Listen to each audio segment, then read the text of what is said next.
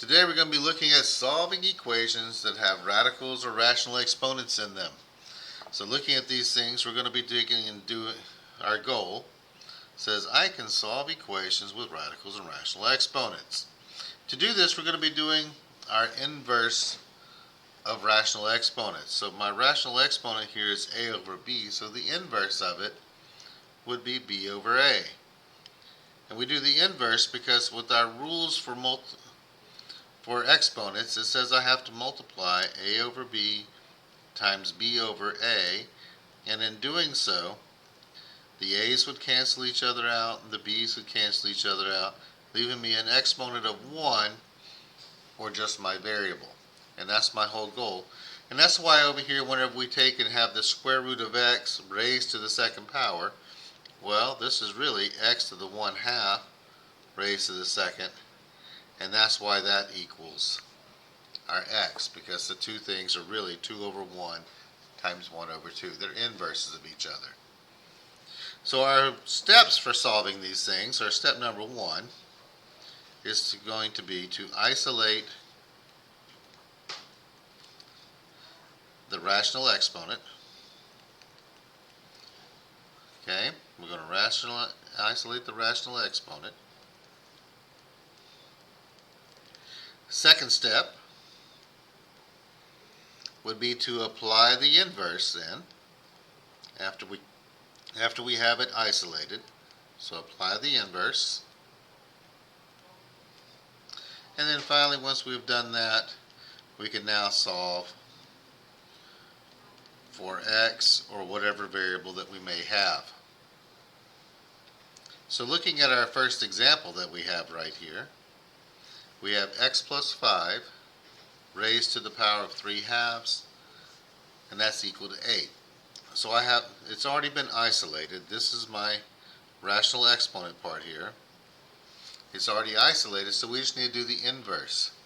So I'm going to do the inverse of both sides. So here I have x plus 5 to the 3 over 2. I'm going to raise that to the 2/3, the reciprocal of whatever your rational exponent is. Flip it over. But if I do it to the left side of my equal sign, I got to do the same thing to the right. So over here I have 8, so that means I have to raise this one to the 2/3.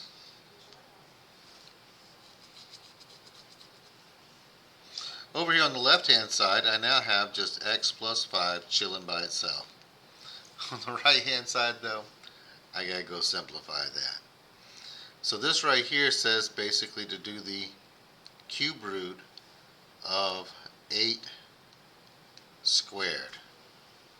Well, 8 squared is 64, and the cube root of 64 is 4.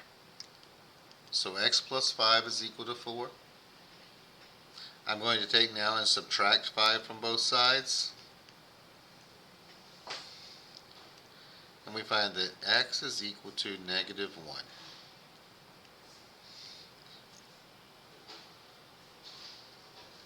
Stick a fork in that bad boy, he's done.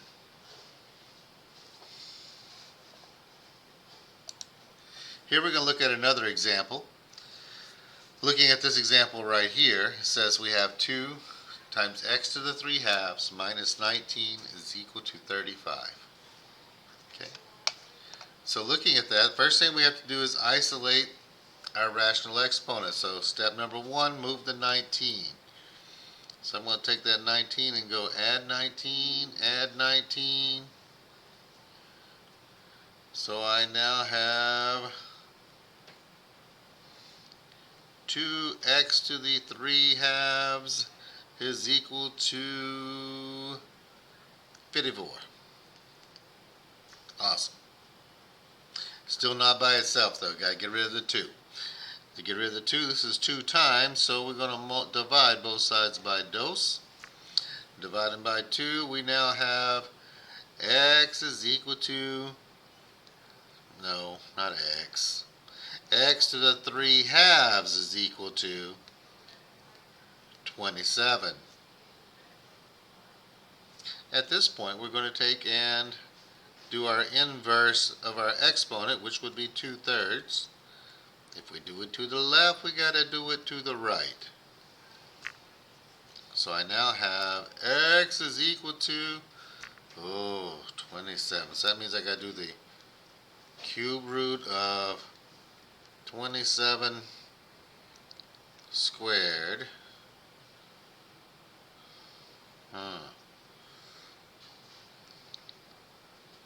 So what are we going to do with that? Well, 27 is, that's the same thing as saying the cube root of 3 times 3 times 3 times 3 times 3 times 3, because 27 is 3 times 3 times 3.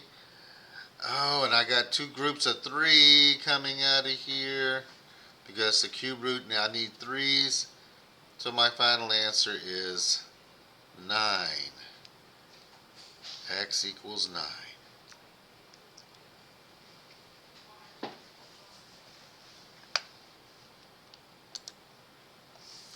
Moving along, looking at one more example right here.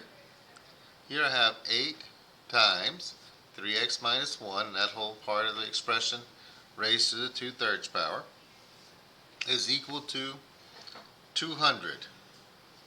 We're going to start off by dividing both sides by 8, because I need to isolate my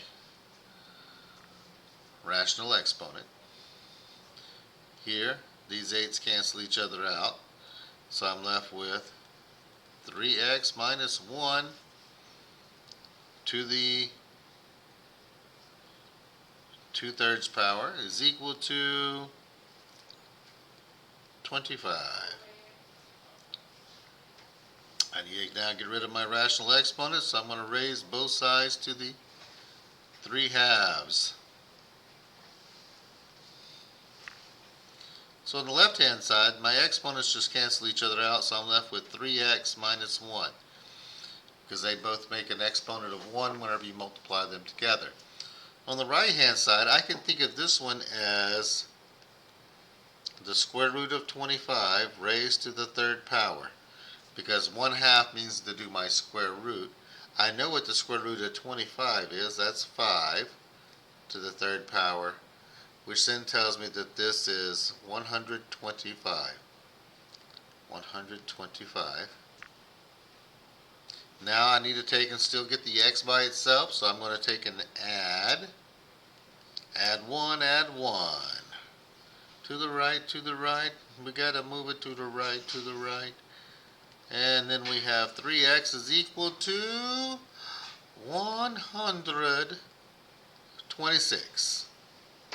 X still ain't by itself yet, is it?